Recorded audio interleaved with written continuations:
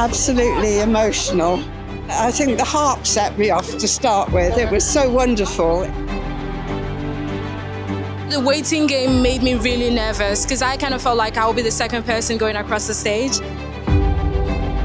Oh, I was absolutely ecstatic. My heart was going pitter-patter, pitter-patter.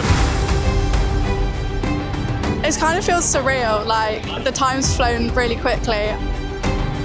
We're all just one big family. I think we all recognise so many people in there today who we've got to know over the years. It's bittersweet because I'm like, uni's over, but I'm also really excited for the future. Out of nowhere, you actually realise that it's all over just by one singular walk. And, it kind of makes you realise your whole 3 years and how fast they went.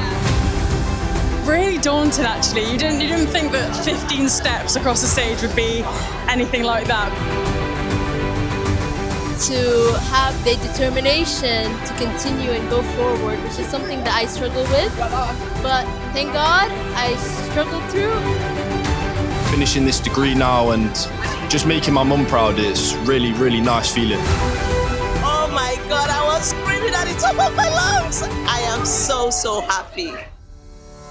Today, I'm a proud auntie, seeing him walking down the stage. Well, as a mum, I'm super, super proud. So this is a huge, huge day for us. To see her grow up and absolutely thrive is just an amazing thing. I'm so happy to be graduating. I've loved all my uni journey. Absolutely loved it. Would do it all over again in a heartbeat.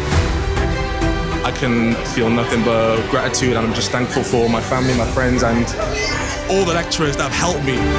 So lovely, so proud of her. She's so special. It's just such an achievement for her. The assessments, the deadlines, what's due, what's not due.